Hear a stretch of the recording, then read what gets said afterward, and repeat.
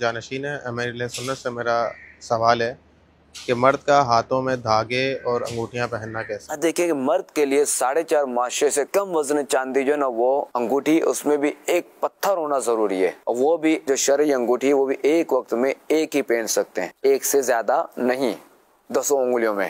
یہ مدینہ شریف سے آئی ہے، یہ بغداد شریف سے آئی ہے، یہ پیر صاحب نے دی ہے، یہ میں فلان جگہ سے لے کر آیا ہوں، یہ پتھر مجھے بڑا پسند ہے، اور یہ مجھے جو ہے وہ منگنی کی انگوٹھی ہے۔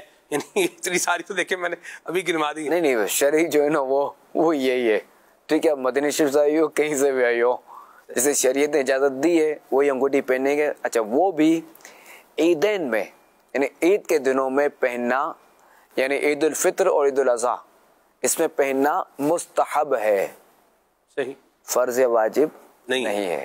وہ انگوٹھی بھی جائز انگوٹھی بھی، ٹھیک ہے۔ اس کے علاوہ مباح ہے، نہ پہنے تو گناہ نہیں اور پہنے تو ثواب نہیں۔ ہاں، قاضی کے لیے پہننا سنت ہے، ٹھیک ہے، جو مہر لگا دے، تو آج کل ہمارے نظر ایسے مہر لگتی بھی نہیں ہے۔ اچھا، اس کے علاوہ اور کسی دھات کی بھی اجازت نہیں ہے، پیتل، تانبا، لوہا، سونا تو ویسے حرام ہے سر، تو ایک مسلمان کے بچے کو پتہ ہے کہ مرد کے لیے سونا حرام ہے۔ اچھا، اب رہا دھاگے۔ اب دیکھیں بعض جو کالے دھاگے ہوتے ہیں نا، جیسے تابیزادہ تریا کے بستے بھی ہوتے ہیں، ان میں ذرا دم وغیرہ کیا جاتا ہے، تو یہ پہننا جائز ہے مرض کی حد تک، اس میں کوئی حرج نہیں۔ وہ بھی یعنی اتنے سارے دھاگے کہ کوئی دھاگے والے بابا بولے جو بھی، ایک دھاگا وہ چھپا ہونا زیادہ بہتر ہے۔ اور یہ جو دھاگے باندھ دیتے ہیں کہ ادھر جا کے ادھر دھاگا باندھ دیا، اس کی ذرا کوئی اصل نہیں ہے، بعض لوگ تالے لگاتے ہیں، بعض لوگ دھاگے باندھتے ہیں، کوئی اس کی اصل نہیں ہے، اس طرح نہ کہہ، وہ منت کے دھاگے اور کچھ بھی نہیں۔ تو ہمیں جو شریعت نے بتا دیا، منت شرعی یہ ہے اور منت عرفی یہ ہے۔